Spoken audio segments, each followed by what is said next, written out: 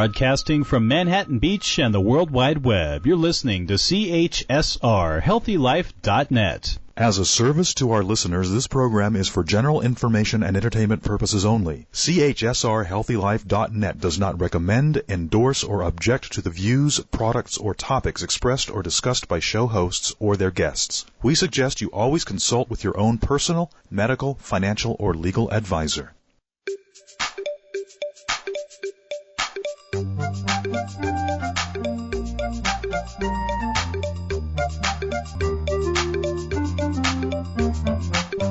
Hi, welcome to Overcoming Family. I'm Lindsay Glass. And I'm Leslie Glass. We are a mother-daughter writing team, founders of the website and small book publisher Reach Out Recovery, and best-selling authors of many books, including The Mother-Daughter Relationship Makeover, 4 Steps to Heal Love. Overcoming Family dives into real talk on healing family wounds, mothers, fathers, siblings, children, in-laws. We give honest insight, expert tools, and hope to transform your toughest and often most important relationships. Remember, we always want you to subscribe and follow our YouTube, our Facebook, and our Instagram, all at Reach Out Recovery. And check out our website, reachoutrecovery.com, where you can sign up for our newsletter and find out everything that we're up to. But most importantly, our new workbook is coming out soon. So please check out our book, The Mother-Daughter Relationship Makeover, 4 Steps to Heal the Love, because its companion guide will be available very soon. So today we are talking about overcoming parents. Yes, a big issue. We're going to be talking about untangling old dynamics, healing wounds, and finding your own voice. We're also going to share signs that you're stuck in old roles and tips for reparenting yourself. So stay tuned through the whole show. So what does it mean to overcome your parents emotionally, mentally, and even physically in adulthood? Because guess what? Whoever you are, they are in your head. Family situations have changed radically, even in the last 30 years. Children can move anywhere and change their lifestyles and their look and everything about them. But family has a lasting impact on you no matter where you go or what you do. You're either trying to be like family and live up to them, or you are desperate to get away from them and be different from them in every way. But they are still in your head. The damage done may still be impacting you personally and in your relationships. Right. So what are the reasons we have this radio show? One of the reasons we write the books we do is because this was an issue for both of us. You had to overcome your parents. I had to overcome my parents. So in our story, we do have family alienation. I was desperate to get away and broke up with my family for years because I believed at that time that the damage done was irreparable. So we do have an epidemic in this country of family alienation. It was just in the New Yorker, a big article about it last week. This has been written about many times in this past year.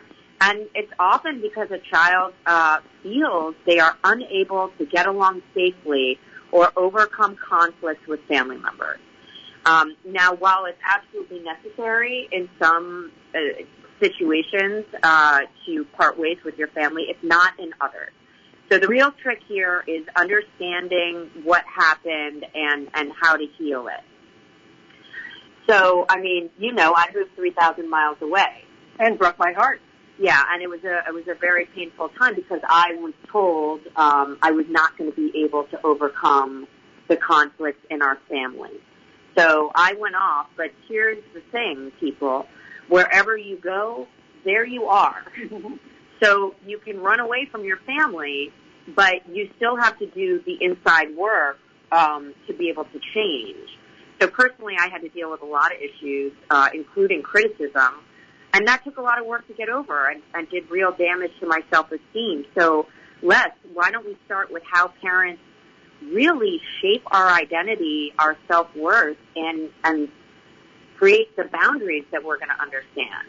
Well, whether you think so or not, your parents shape your identity, your feelings of self-worth, and the boundaries that you have with them and with other people. So let's start with identity. Who we believe we are. So parents are like the mirror in which we first catch sight of ourselves. Now, Lindsay, you and I have so many memories of how our parents treated us, the names they called us, the incidents they had comments and opinions on of us, and sometimes our memories of those events are not the same as theirs. No, that's very true, and that's always an interesting thing when you go into reconciliation with a family member. You often don't have the same memories. But I do think that there were some things that your parents said to you and mine said to me. I mean, what do you remember? What did your parents call you? Well, the first thing that I remember is that my parents called me girl child and an ugly one. So what about you, Lindsay? The things I remember the earliest is when I was little, I wanted to be really just like you. So it's always interesting to me when we have these conversations. You know, they were calling you a girl child and an ugly one. To me, you were the most beautiful, glamorous woman in the world. You were a fashionista. You had jewelry. I would go into your closet. I would cover myself with your clothes and your jewelry. And I really just wanted to be a complete copy of you. Now, one of the things I do remember is you said I was born without a chin, and you were worried I'd need a chin implant.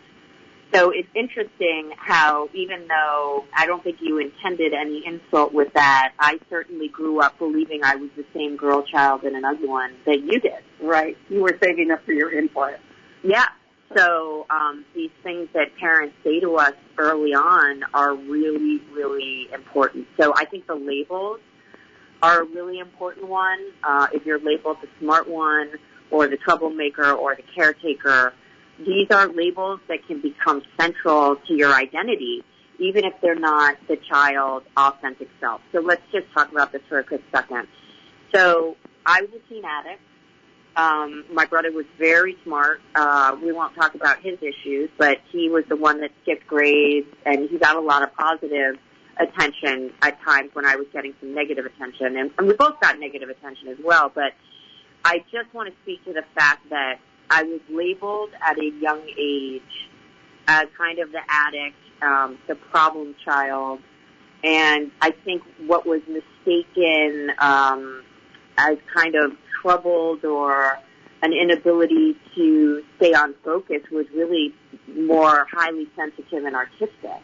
Yes, and and we were only looking at the symptoms, not looking at the person. Not looking at the abilities of the person, the true abilities of the person, but looking at the symptoms that prevented the behaviors that we were looking for. I think families call us these names and assign these roles, and it's easy to become them, not only in your own family, but as we grow and enter other relationships, families, and dynamics. Okay, so let's stop there for a second because I think, one of the roles I fell into was a people pleaser. Very codependent with family members, wanting them to like me, wanting to constantly do the right thing. And I think the danger with that is I became that role in my personal relationships as well. So that's the danger with this stuff is that you take these roles, and they may not even be appropriate. So I'm somebody that needs some caretaking to me. Mm-hmm. Yet I was going into these relationships just trying to take care of other people. And once again, whereas my needs were not always met in childhood, they were not always met in my adult relationship. Yes, and a role I always had was filling in the silences and keeping talking and being amusing because when other people couldn't get along or to avoid conflict. I think we call that the family clown or the circus performer. Yeah, there is a role assigned to that. So think about who were you in your family. Were you running away from a toxic parent? Were you trying to take care of a toxic parent? Were there other siblings in the mix that created a different dynamic for you? But what did your parents call you? What was your role? And have you seen that throughout your life? Because that's really what we want to pay attention to. Well, we also want to talk about self-expression and whether parents allowed you to express yourself in a way that was satisfying to you. And supportive parents really allow their children to explore in many different areas, show their curiosity, try new things. And overly critical or controlling parents may shut down that self-expression and that exploration, leaving kids unsure of who they are outside of parental approval.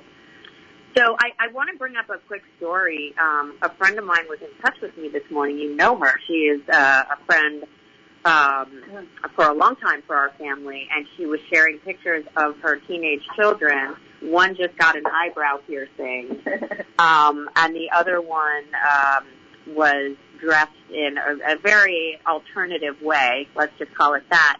And she was proud of them.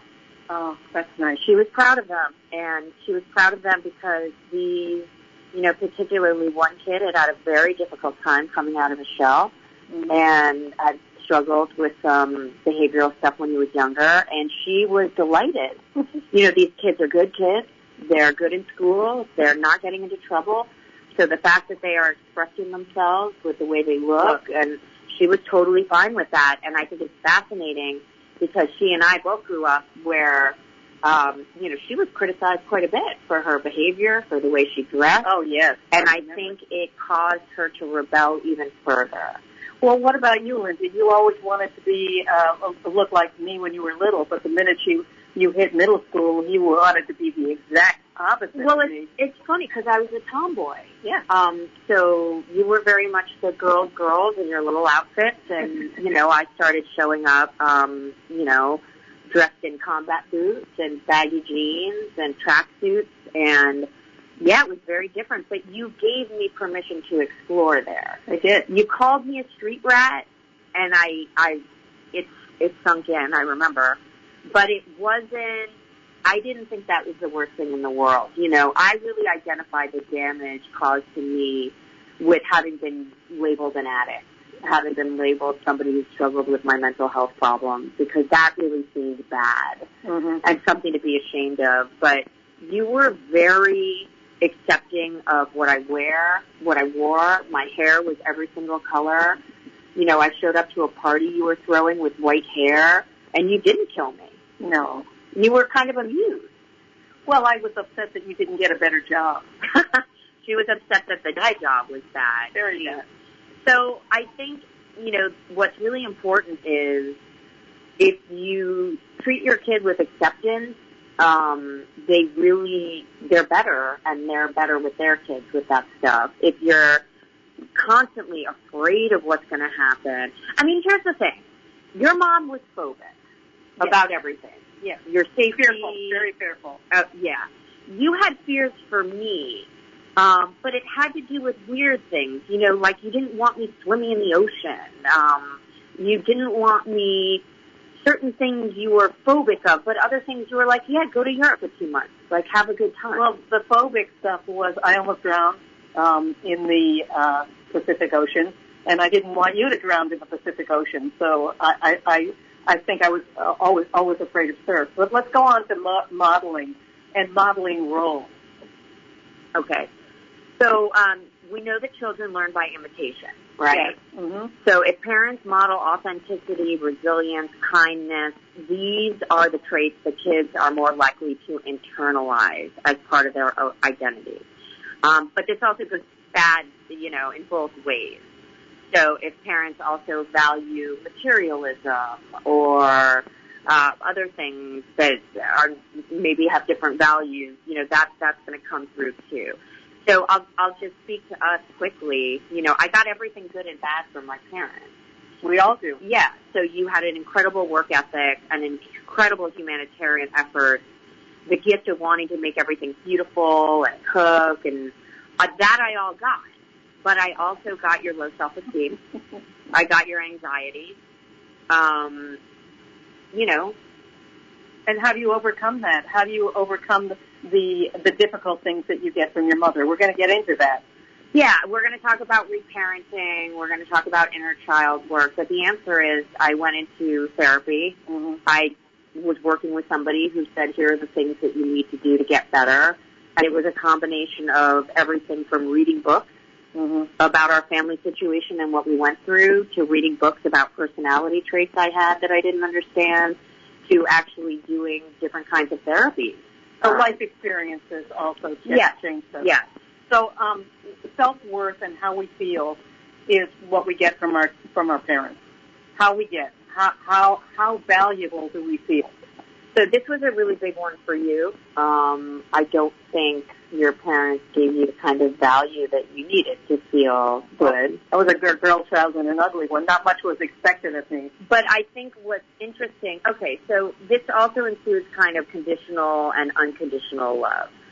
So conditional love is when parents, give you a lot more attention or praise because of good performance, good on the tennis court, tennis court, achievement, you're beautiful at music, compliance, straight A's. Okay.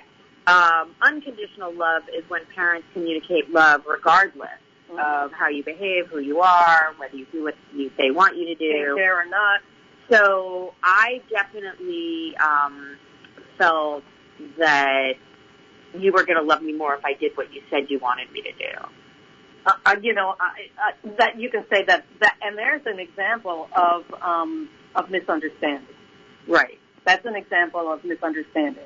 And of course, but I want to get into it for a minute because I think, and for the listeners, like what we're really trying to get at here is how the stuff gets passed out. Exactly. So, yeah. You didn't feel totally valued, and your response to that was to be a complete overachiever. Yes, exactly. You overachieved in every single way to get your parents' attention. Yes. Did it work? No. Not really. No, not really. Does that make you sad to this day? No, because I think on my father's deathbed, he did say that I was the best female he'd ever met in his whole life, most gifted female. Now, remember, he put in that condition that I was a female. Right. But he validated you. He validated at the end of his life. At the end of his life. And right. you have validated me as an adult. Now, we're running out of time in this segment, so there's a lot to get through. So I just want to kind of say, the other thing that very clearly comes from our parents is our boundaries. So boundaries are taught at home. So the boundary kind of stuff is, do parents have respect for autonomy? That means the parent respects your choices, your individuality. Is there enmeshment or rigidity? So are parents too intrusive? Are they reading diaries, controlling friendships? Or are they too disengaged, leaving children to fend for themselves? You were neglected. I was neglected. Yes. Isn't it interesting to see parents in this day and age, like the level of control? The helicopter parents. It's wild. But I think parents are also doing this because they're fearful about how much in the world is unsafe for their children. Remember, when I was growing up, it was pretty safe to be outside. Right. And now children, they can't be outside. Right. Parents are afraid. They can't even walk to school. Right. So, no, the world is a different place. And, conflict resolution is absolutely a part of boundaries. Mm-hmm. In case you don't know that, children observe how their parents handle disagreements. Mm-hmm. So respectful negotiations between parents will teach healthy boundaries. And how many parents are really good at having healthy negotiations? I think very few. Very few. I think the more common thing is explosive fights, silent treatments, teaching avoidance, aggression, or submission. Calling names, name calling. So, again, we really want you to think about the fact that this is what gets passed down, and this is what we bring into our adult relationships. So that's why this is so important. I don't want to have explosive fights with my partners, with my bosses, with people in any other setting, just because I learned that at home. So that was a big thing for me. That's a big overcoming family. How did they communicate, and how do I communicate now? What's a healthy way to communicate now? It's really, really important. So there is another topic to this. I don't think we're going to have all the time to get through it, but it is generational trauma. So I just want to say generational trauma is the emotional, psychological, and even physical imprint of trauma that doesn't stop with the person who experienced it. Instead, it ripples outward, shaping the lives of their children, grandchildren, and beyond. So what are some examples? Well, this would be parents who grew up with neglect, war, addiction, or abuse, and they may be hypervigilant for their children. they maybe have emotional distance or unhealthy coping mechanisms, anger, avoidance, substance use. And what happens is the children who are watching and absorbing often learn the same responses, even if they didn't have the trauma that went with them. So as you're doing this work, we really want you to think about, what the people in your family have been through. But don't leave, because coming up, we have the signs that you are stuck in old roles. This is really important. You want to know if you've emotionally launched from your parents. So stick around, and we are going to go over all of the signs, the red flags that you are stuck in old roles.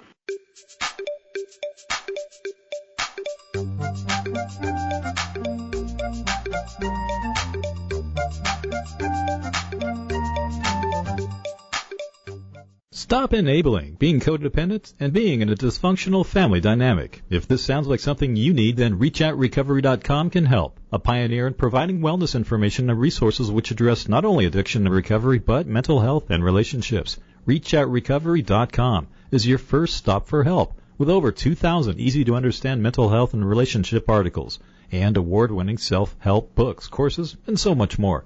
So don't wait. Visit ReachOutRecovery.com and get the help you need now.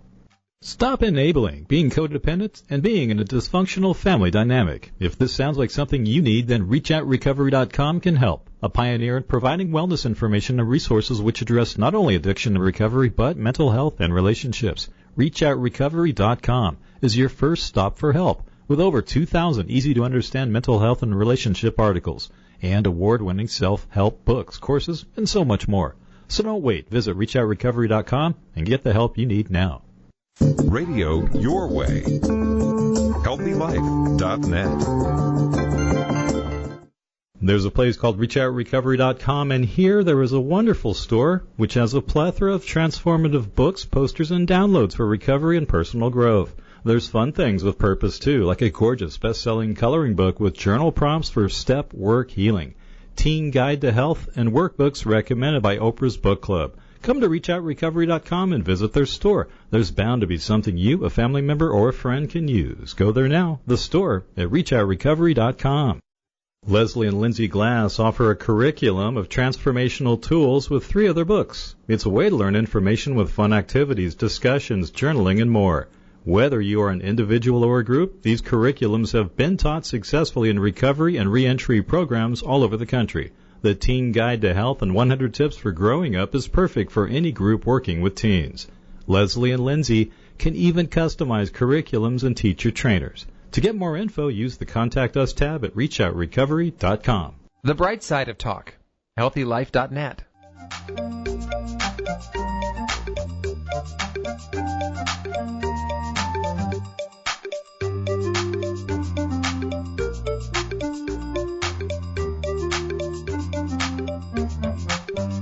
Welcome back to Overcoming Family.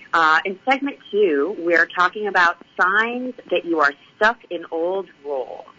So these are red flags that you haven't emotionally launched from your parents. Now, some of us have seen the movie Failure to Launch, so if you can remember that, you can definitely point to that as an example. But it's basically, kids who are still very reliant on their parents in a lot of different ways. So what's the first one? Well, when you feel guilty every time you say no. So you may have parents with a lot of expectations, and I certainly did. Parents that wanted me to be there for family occasions, want to follow through with traditions like watching football every Sunday, and every time you feel guilty when you say no. And that would be like missing family events, not wanting to go to the football games, not wanting to watch somebody's children or dogs, not wanting to bail someone out of financial difficulties over and over, not wanting to travel places maybe your mother or your father want you to go. I was very guilty of all of this because I really had trouble saying no to my parents, but I did anyway, of course. But that's kind of the thing, right? When you're talking about saying no, you really have to think about why am I saying no? Like, am I just saying no because this is inconvenient, or am I saying no because this is destroying my schedule. It's taking me away from my own family. It's causing me financial trouble to help you out. Right.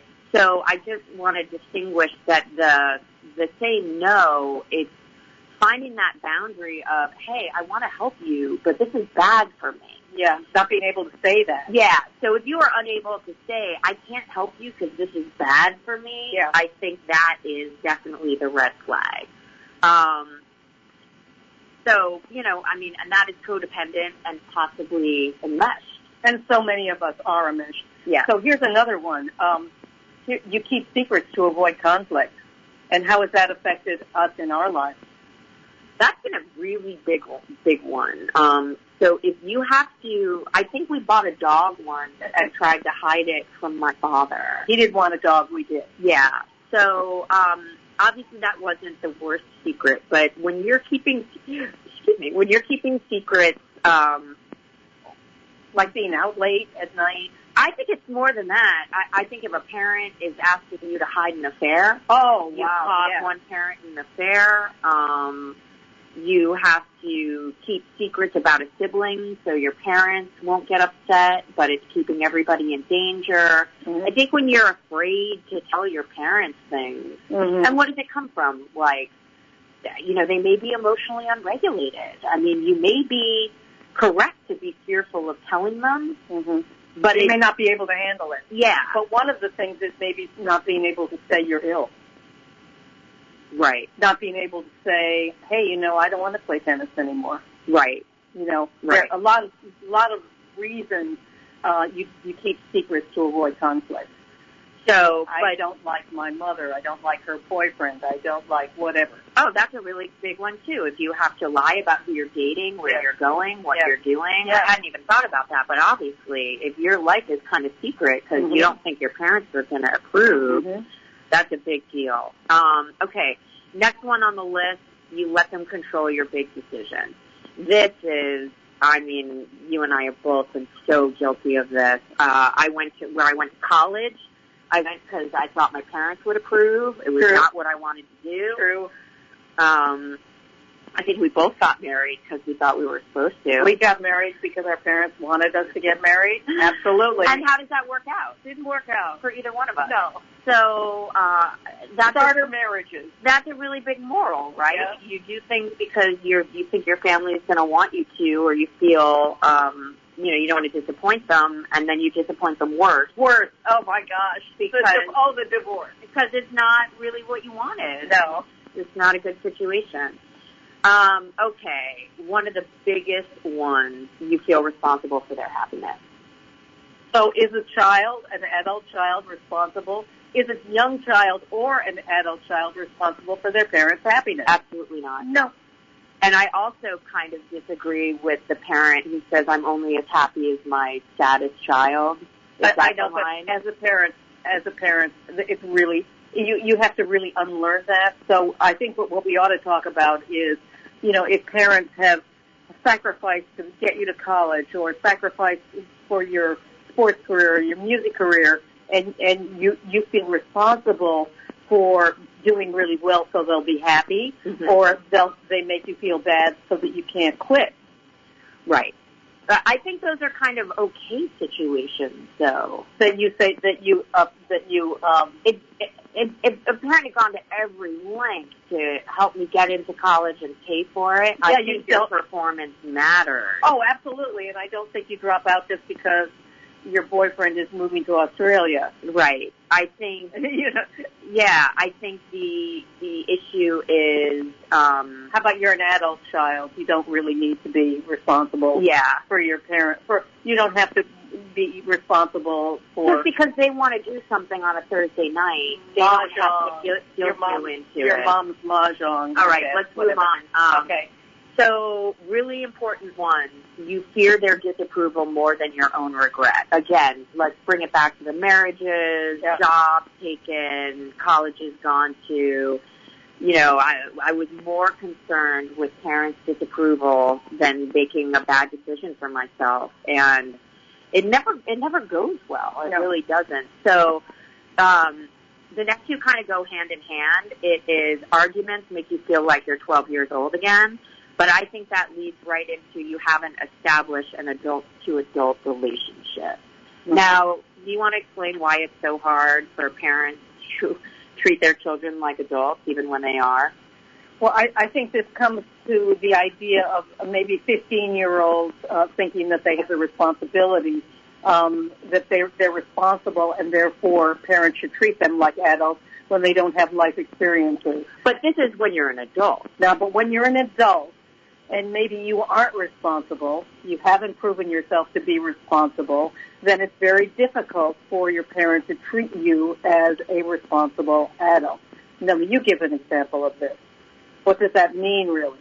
So when we got into our real trouble, it was because while I had been independent for a long time, I was back living in a home that you owned, and we were doing some work together, and I really had no independence whatsoever.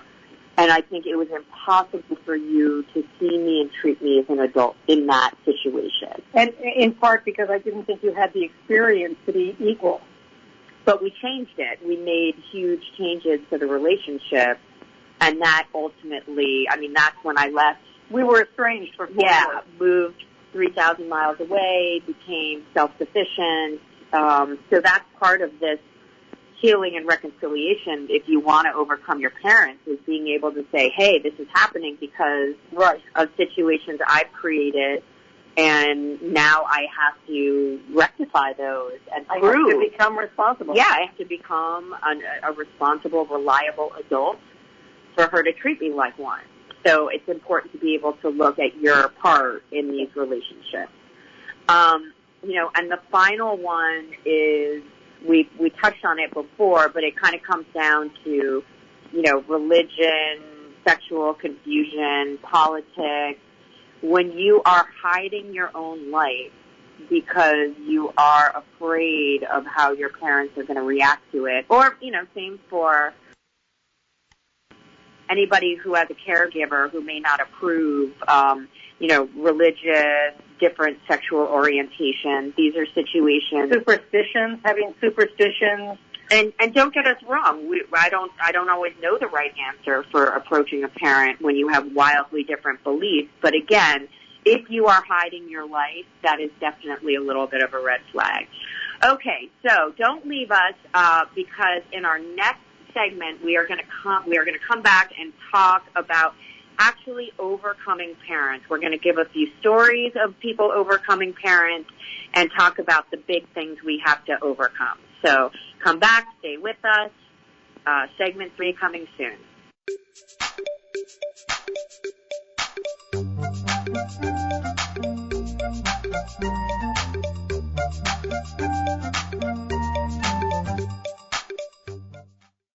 There's a place called reachoutrecovery.com, and here there is a wonderful store which has a plethora of transformative books, posters, and downloads for recovery and personal growth.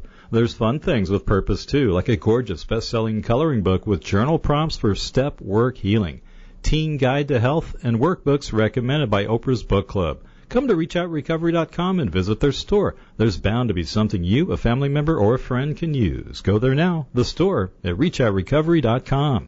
Audiobooks gives you instant access to over 50,000 of the best sellers and hottest book titles in romance, mystery, fiction, and many other genres. Just visit healthylife.net's advertiser page and click on Audiobooks to get started.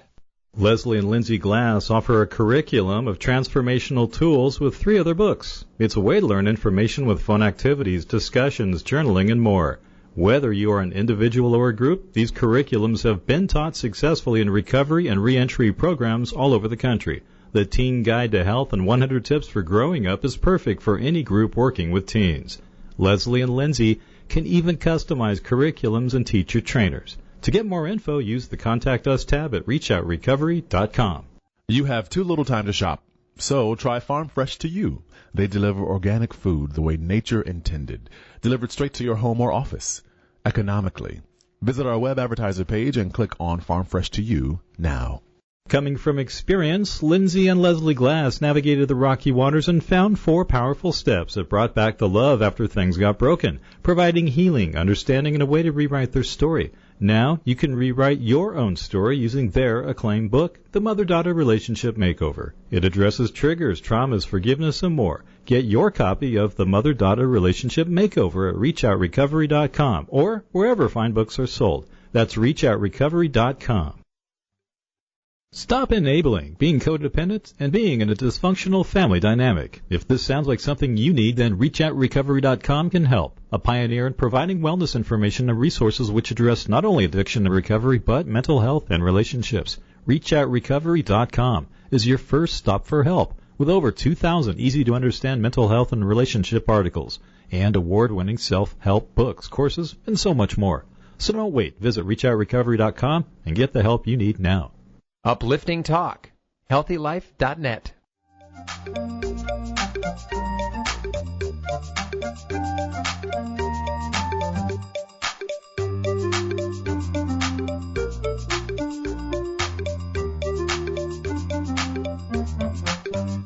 Welcome back to Overcoming Parents in this episode. So this is segment 3. We're going to talk about some stories of overcoming parents, the issues that people have had to overcome, and a story that went behind it. So do you want to start us off, Les? Well, one big one, overcoming the belief that girls can't do certain things or have certain jobs, and they have to overcome that and go ahead and do it, whether their parents believe in it or not. Having religious beliefs about behaviors that can send you to hell, or political beliefs that really tear the family apart. Beliefs about who you are and what you should be doing.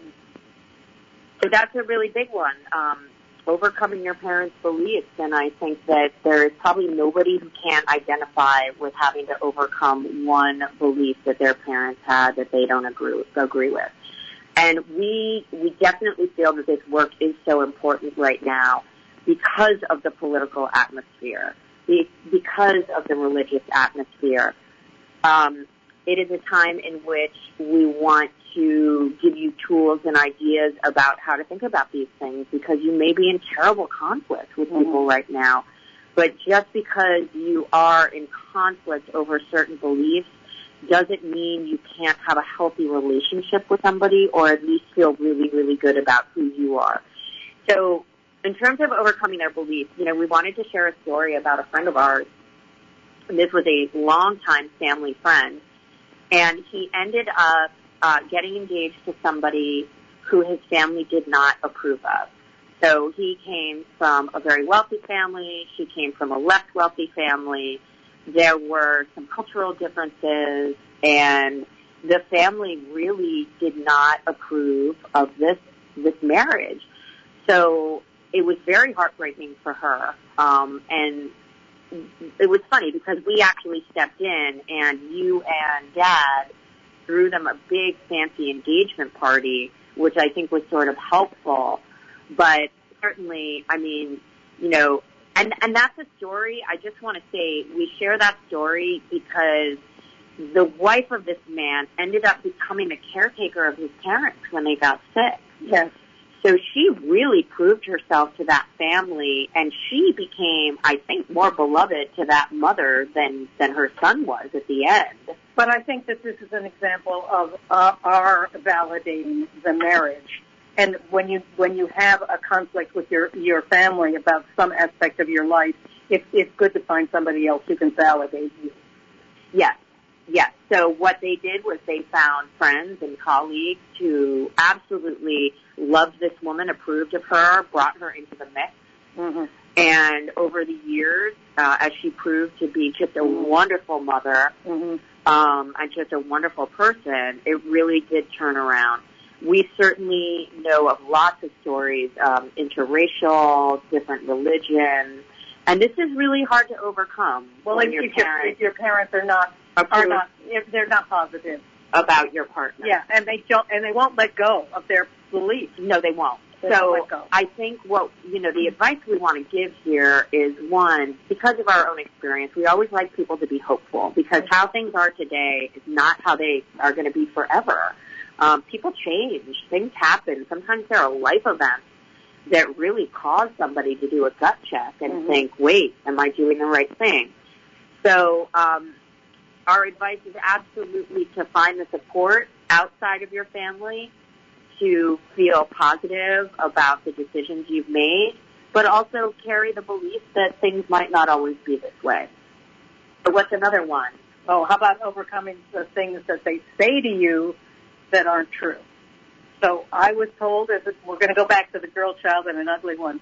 So I was told that I was a girl child and an ugly one. And it devastated my entire life. But this is common in many cultures as a kind of protection against evil and tragedy. So while, spitting on the child so that God won't want to come and take it, I mean, it's a superstition. While the belief that you are ugly or plain or sad or stupid is persistent in the family, reality and determination can help you detach from their beliefs and allow you to develop on your own, which was what I did. Yeah. So after being called these things, after not getting the support of her parents, I always think, and it's one of the most admirable things about you, is that you went off and you did everything you said you were going to do. You overachieved. You created a life. You did it. You did not have permission. You did not have approval, and you did it anyway. So do you feel whole today? Oh, yes. Truly? Yes, I do. Okay.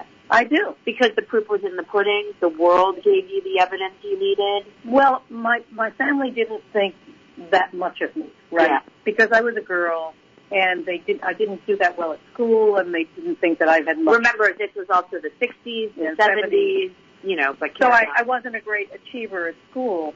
And that's why it's really important when parents are looking at their own children that just because a kid may not be achieving well in school doesn't mean that child isn't to achieve great things in life because they're not the same skills. But I have to say I did believe that I had talent and I had something to offer the world, and it never left me. That belief that I had something to offer never left me. And also I always had resources, and we're going to talk about this some more. Having resources of things you can do when your life isn't going well. Right. And for me, that was, crafts and plants. And I want to add the reality check to this, because when I was really struggling, I did have somebody in my life, a mental health professional, who would do something called reality check. Yeah. So there were times when I was in such despair. I felt I couldn't go on. I believed things that had been said to me. And it was really important to have a voice of reason that said, listen, this is your reality check today. What you're feeling, they're just feelings. They're not facts. And here is the proof is in reality of what you've achieved, what you're working on right now. So I really think it's important to not look to the people who don't approve of you for affirmation. Look to the people who can give you real understanding of who you are, what's happening, and support you. Because here's the truth. If you've gone through this stuff, you need some support to get through it, to feel confident, to enable your recovery. So as we always say, go where it's warm. Well, I think it's really important when we talk about the expectations of parents. If your parents don't approve of you or haven't approved of you, you may feel you're not a good person. Absolutely. And I think it's really important to feel. I think toxic parents make you feel like you're not a good person. There we go. And that's what you have to overcome. You have to overcome a fundamental belief by people who weren't in the know. So the final thing is overcoming constant conflict and power struggles without being a doormat. So this is really to the toxic moms and dads. If there was a constant conflict and power struggle, this is something that needs to be thought about, worked about, written about, and understanding that their conflict and power struggles were not really about who you are. It was about who they are. And what their needs are. But we have run out of time once again, so stick with us, though, because our last segment is absolutely my favorite. It is where we give lifestyle, practical tools, and takeaways. So we are going to talk about how to reparent yourself and give some affirmations and quick boundary setting scripts. So please join us for the end and come back for lifestyle practical tools and takeaways.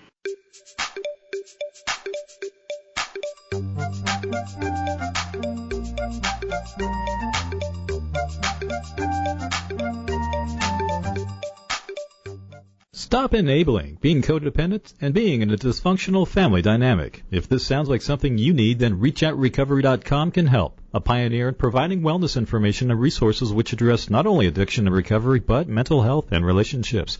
ReachOutRecovery.com is your first stop for help, with over 2,000 easy-to-understand mental health and relationship articles, and award-winning self-help books, courses, and so much more.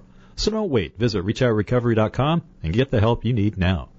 Stop enabling being codependent and being in a dysfunctional family dynamic. If this sounds like something you need, then ReachOutRecovery.com can help. A pioneer in providing wellness information and resources which address not only addiction and recovery, but mental health and relationships. ReachOutRecovery.com is your first stop for help, with over 2,000 easy-to-understand mental health and relationship articles, and award-winning self-help books, courses, and so much more.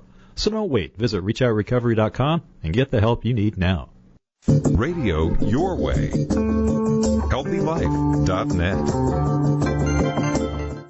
There's a place called ReachOutRecovery.com, and here there is a wonderful store which has a plethora of transformative books, posters, and downloads for recovery and personal growth.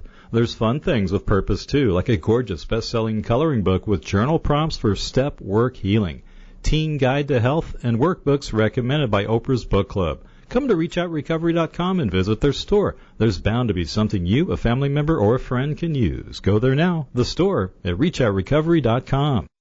Leslie and Lindsay Glass offer a curriculum of transformational tools with 3 other books. It's a way to learn information with fun activities, discussions, journaling, and more.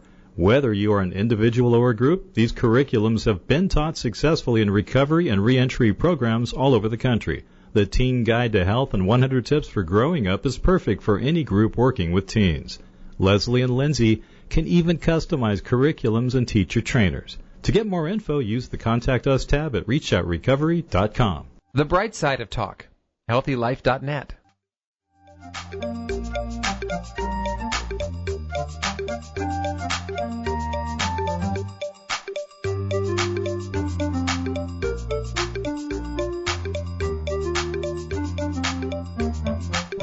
Welcome back to Overcoming Family. Today's episode is Overcoming Parents, a very big issue for many of us. Segment 4 is our lifestyle practical tools and takeaways. We love practical tools and tips. That is what we do at Reach Out Recovery. If you are looking for self-help of any kind, make sure you look at our website. But the first thing we're going to talk about is how do we parent yourself, giving yourself the love and guidance you need. So how do we start? Wow. We do an inner child check-in. So what is an inner child check-in all about?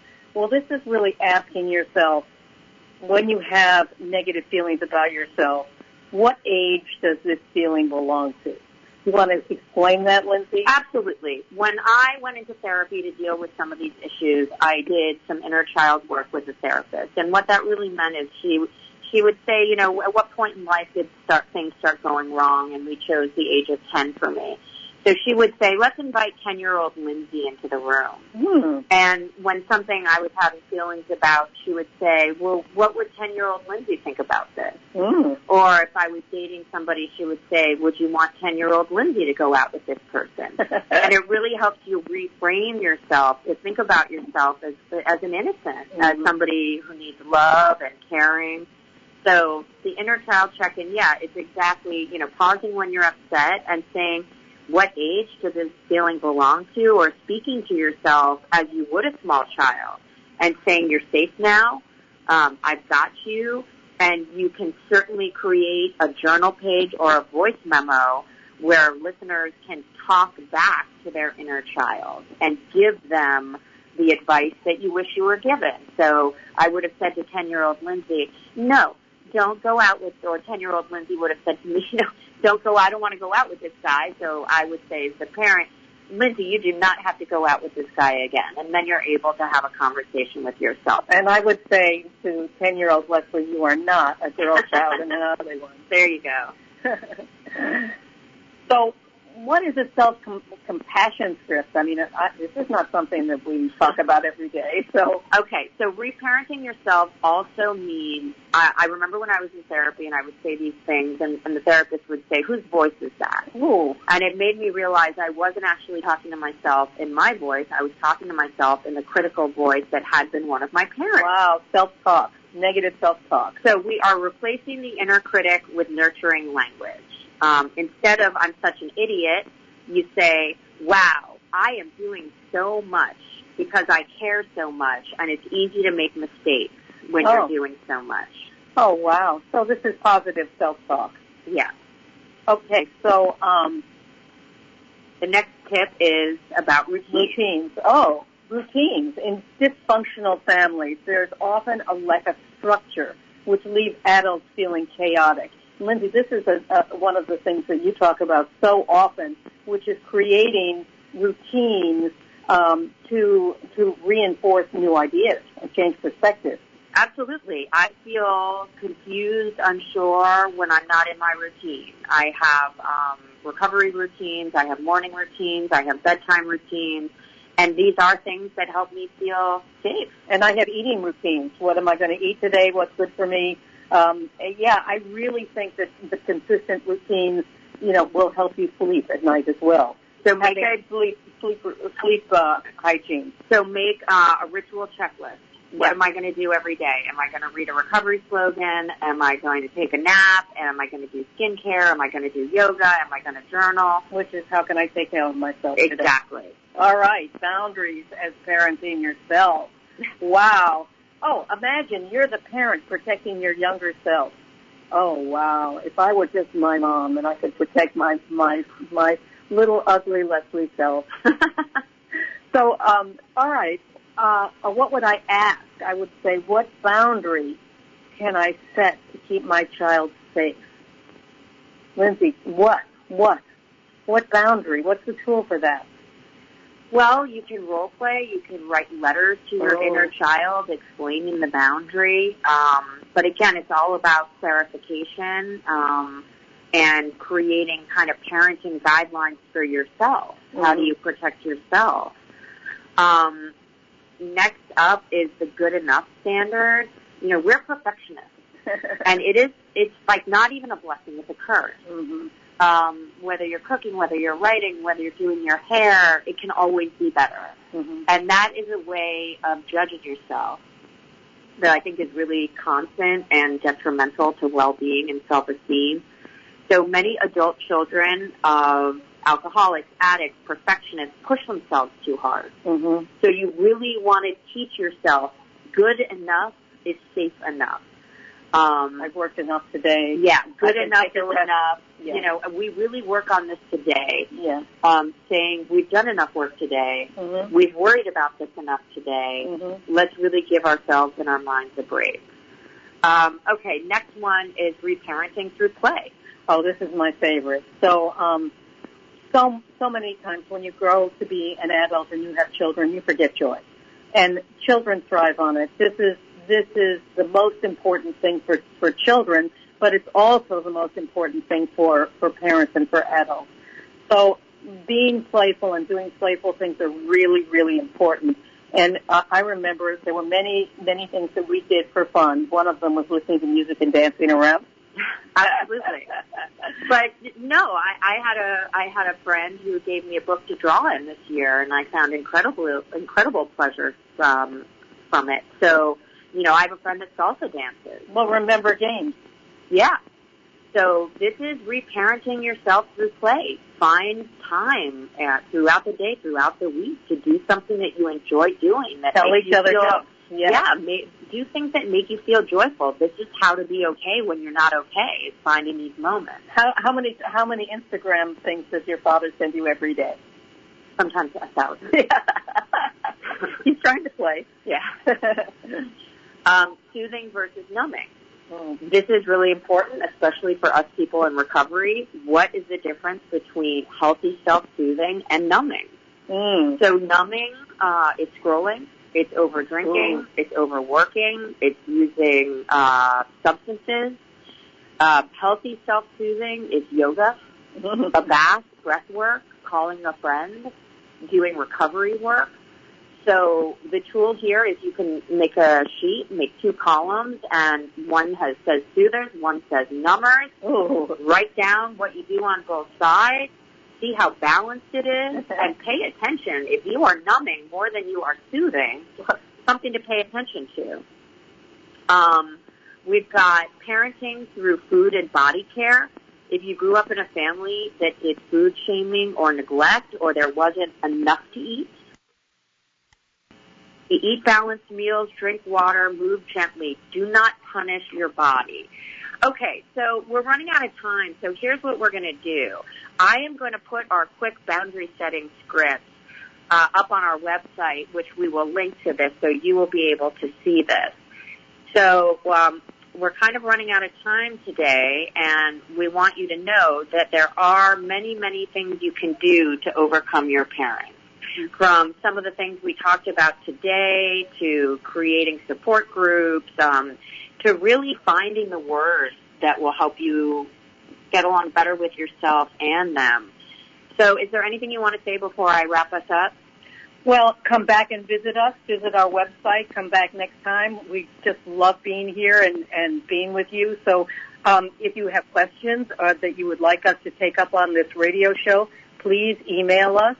And you can find us at reachoutrecoverymedia@gmail.com.